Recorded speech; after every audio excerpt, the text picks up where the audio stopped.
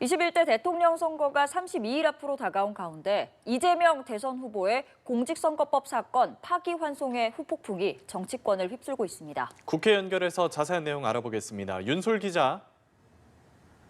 네, 국회입니다. 민주당은 현 상황을 정면 돌파하겠다는 분위기입니다. 어제에 이어서 오늘도 대법원 판결을 강하게 비판했는데요. 박찬대 총괄선대위원장은 오전 공개회의에서 대법원 선고를 두고 비상식적이고 불공정한 정치 판결이라며 국민 여러분께서 힘을 모아주기를 간곡히 호소드린다고 말했습니다. 국민만 믿고 가야 할 길을 당당하게 가겠다는 입장을 밝혔던 이재명 대선 후보는 일정 변동 없이 접경 지역인 강원 지역을 찾아 민심의 목소리를 듣는 경청 투어에 나섰습니다.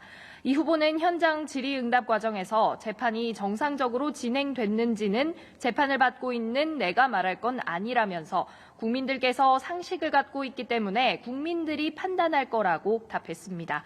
민주당은 대선일인 다음 달 3일까지 형이 확정될 가능성을 낮게 전망하면서도 비판을 이어갔습니다.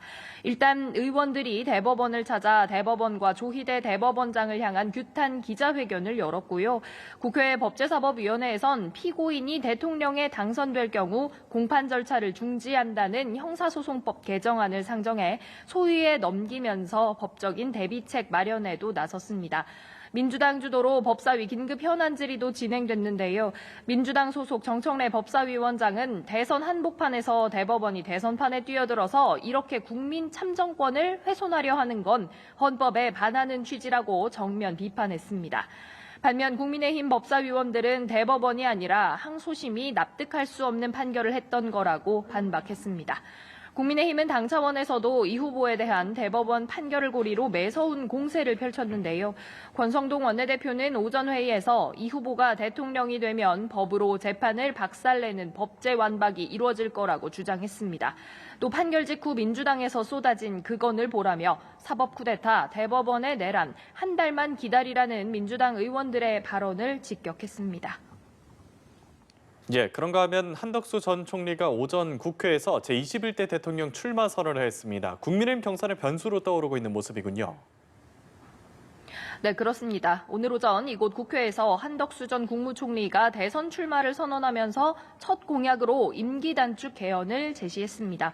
취임 첫 해 개헌안 마련, 2년차 개헌 완료, 3년차에 새 헌법에 따라 직에서 물러나면서 총선과 대선을 실시하겠다는 로드맵을 발표한 겁니다. 한 전 총리는 첫 일정으로 오세훈 서울시장과 서울의 한 쪽방촌을 찾은 뒤 오후엔 광주를 비공개로 방문하기로 했는데요. 한 전 총리의 출마 선언으로 막바지에 접어든 국민의힘 경선 판도는 더욱 요동칠 거로 보입니다.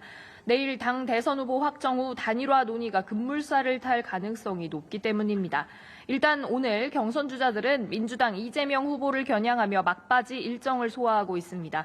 김문수 후보는 서울에서 청년들을 만나고 청년 정책을 발표하면서 이재명 후보가 대한민국을 맡아 재건축 등 국정행정 분야를 맡으면 어떤 문제가 발생하겠냐고 겨냥을 했고요. 한동훈 후보는 경남, 부산 등을 거쳐 서울 민심을 두드리는 일정을 소화하면서 내가 나가면 이재명 후보를 이길 확률이 더 높아졌다며 경쟁력을 강조했습니다. 두 후보가 대선 레이스에 뛰어든 한 전 총리와의 단일화에 관한 입장 정리를 어떻게 하느냐에 따라 당락에 영향을 받을 전망입니다. 이런 가운데 민주당은 한 전 총리의 출마 선언을 강하게 비판했는데요.